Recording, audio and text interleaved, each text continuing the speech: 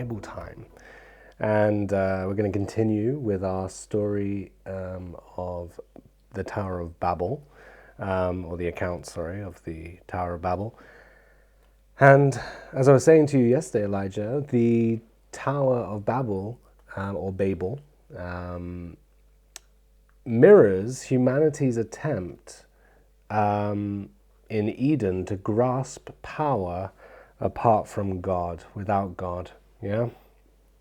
Remember in the garden, Satan said that you will be like God. Well, we see that mirror in the Tower of Babel. Okay, and so today we're going to look at three ways that God acts in or reacts to the people's sin. Okay, so let's just read it from the beginning of chapter 11. Now the whole earth had one language and the same words. And as people migrated from the east, they found a plain in the land of Shinar and settled there. And they said to one another, "Come, let us make bricks and burn them thoroughly." And they had brick for stone and bitumen for mortar. Then they said, "Come, let us build ourselves a city and a tower with its top in the heavens, and let us make a name for ourselves, lest we be dispersed over the face of the whole earth." And the Lord came down to see the city and the tower, which the children of man had built. And the Lord said, "Behold, they are one people, and they have all one language. And this is only the beginning of what they will do. And nothing that they propose to do will now be impossible for them. It's the same. Come, let us go down and there confuse their language, so that they may not understand one another's speech." So the Lord dispersed them from there over the face of all the earth, and they left off building the city. Therefore its name was called Babel, because there the Lord confused the language of all the earth, and from there the Lord dispersed them over the face of all the earth. Is that English Standard Version? Yes. Okay. So, what did God do? Well, God, in verse 5, the Lord came down to see the city. Okay. And he could see that the people were united in their language, one language, and in their purpose, their united purpose to sin against God. Okay? And we also see the Trinity, the triune God. You see in verse 5 it says, "And the Lord," with capital Lord. That is the covenantal name. Just like verse 6 and 9. That is the covenantal name. That is the name of Yahweh. The name that was given to Moses. I did that a lot today. So, the Lord, the triune God, came down to see the city, right? One God, three persons, Father, Son, Holy Spirit. Now, God is omniscient. God is all-knowing. He didn't have to come down to see what was going on so that he could understand what was happening. He already knew what was happening. This is a way of basically saying God was really looking at what they were doing. And God sees everything. So he knew what was going on in their hearts, what the people thought. He knew that they could forget God. What were they saying? They said, "Let us build ourselves a city and a tower with its top in the heavens. Let us make a name for ourselves." Right? They didn't want anything about God. They didn't want to glorify God. It was all about them getting the glory. And so their pride drove them to want to make a name for themselves. Okay, God knew that it was only going to get worse, right? He says, this is only the beginning of what they will do, and nothing that they propose to do will now be impossible for them. He's saying they are going so far away from that they're in danger now of their hearts becoming hard to God, where they won't even seek for him. They become self-reliant, Yeah? And so in verse 6 we read, and the Lord God said, behold, they're one people, they have one language. This is only the beginning of what they will do, and nothing that they propose to do will now be impossible for them. Now we see, I was talking about the mirror in the Garden of Eden, yeah, the mirror, which if we go to Genesis 3:22, we don't need to go there, I'm going to read it to you. We see some very similar language. Then the Lord God said, behold, the man has become like one of us in knowing good and evil. Now, lest he reach out his hand and take also of the tree in life and eat and live forever. So we've got this, nothing that will be impossible for them. And then in Genesis 3, behold, the man has become like one of us. He knows good and evil. Basically, nothing will be impossible for him if he gets back to the tree of life and eats. Yeah? Now, you see the punishment. Let's read verse 7 and 8. Come, let us go down and there confuse their language, so that they may not understand one another's speech. So the Lord dispersed them from there over the face of all the earth, and they left off building the city. All right, so Elijah, God is just. God must punish sin. And their sin, as I said, if it was left unchecked, if God didn't deal with it, it would lead to hard hearts that would no longer seek for God. Yeah? So God had to step in. God had to punish them for their sin. And so he confused their language, yeah, their one language, so that they couldn't understand each other, Elijah. Are you listening? Yeah. So they couldn't understand each other. And so that the people would be dispersed from Shinar all over the earth. Okay? Now, dispersed might be a new word, something that you've not heard before. I haven't heard. Yeah, so dispersed means that they all went in different directions, yeah, that they separated from each other. So the Lord dispersed them from there over the face of all of the earth, and they left off building the city. So what happened? The people stopped building the city. We saw yesterday the process of making bricks was a long time-consuming task. Building a city takes a lot of work. You need a lot of communication. But the Lord struck them right in the middle, Elijah. The Lord struck them right in the middle and he said, I'm going to confuse your language so that you won't be able to work effectively with each other. Okay? Now, how did the people respond? Well, they stop building the city.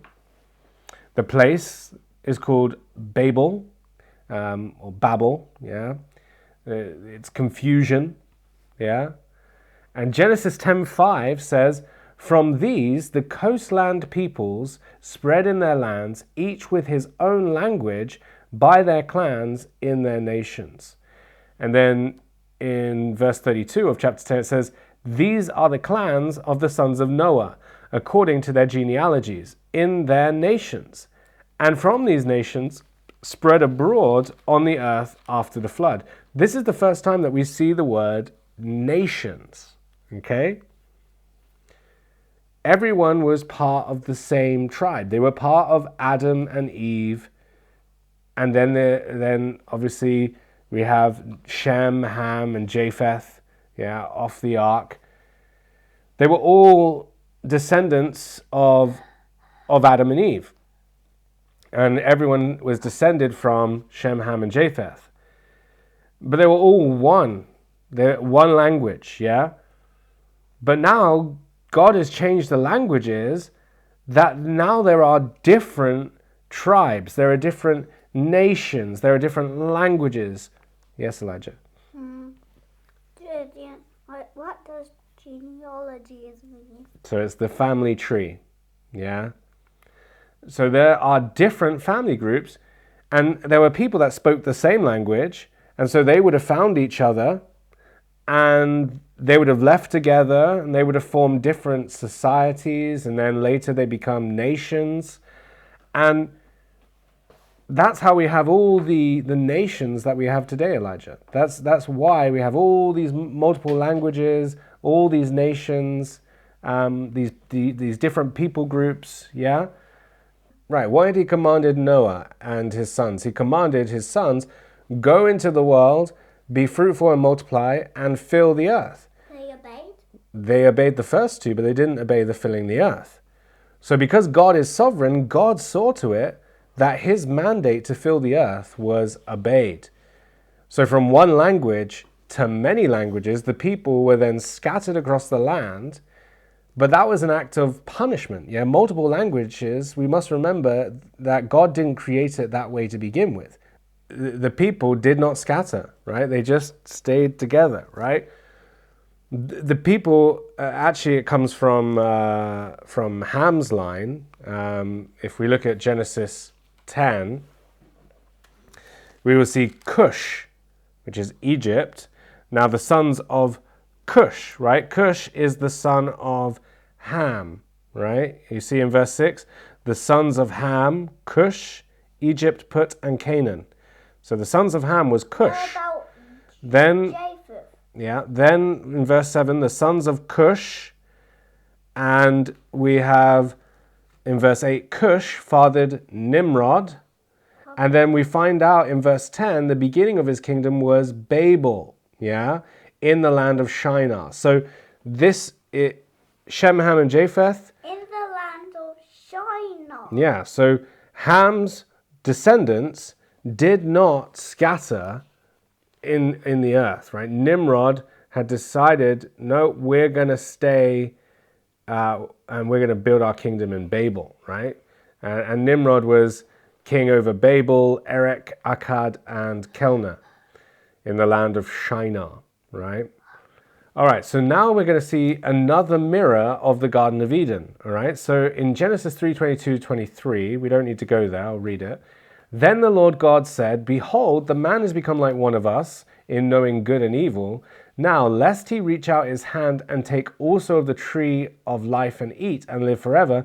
Therefore, right, because Adam now knows good from evil, and because he could basically go back to the tree of life and eat and live forever, therefore the Lord God sent him out from the Garden of Eden to work the ground from which he was taken. Well, what do we see in Genesis 11? We see, so the Lord dispersed them from there over the face of all the earth and they left off building the city, right? God's punishment led to Adam and Eve being removed from the garden. God's punishment here was that they were cursed. Remember that Adam and Eve were cursed, right?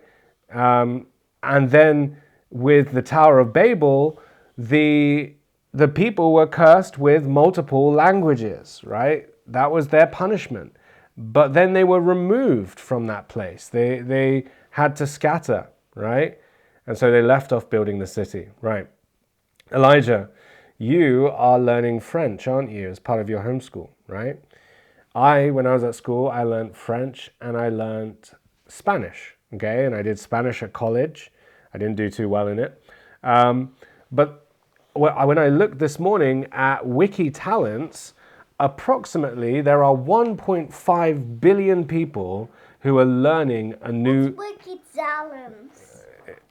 They're learning a new language as of 2025, yeah? 1.5 billion people are learning a new language as of 2025. So That's a decimal.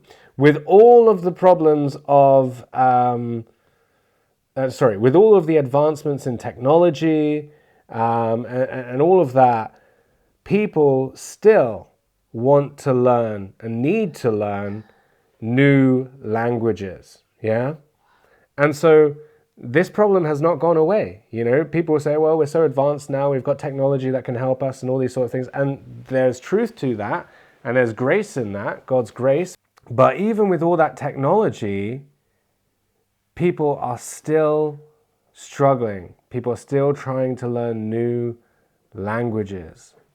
But this is a reminder, Elijah, that it all started because of man, because in his pride, he chose to reject God's command, okay? And so the Tower of Babel was the start of all the different nations, the start of all the different people groups, languages all around the world. What is the application? What is the thing that we take from this, that as we read this and we go, okay, what is the author? What does God, as the ultimate author, want us to learn from this? Okay, he's put it there for a reason. Well, the account of Babel calls us to repent of pride that leads to resisting God. Okay? Rather than seeking human approval, Elijah, rather than seeking human approval or self-glory, we are to find our identity and worth in Christ and live for God and for God's glory alone. That is just the sins of Babel. It's the same sin, right? The human heart is deceptive and wicked, but the human heart is also very predictable, right? And pride is one of the easiest sins to fall into, because why? It's the same sin that happened in the garden. You will be like God.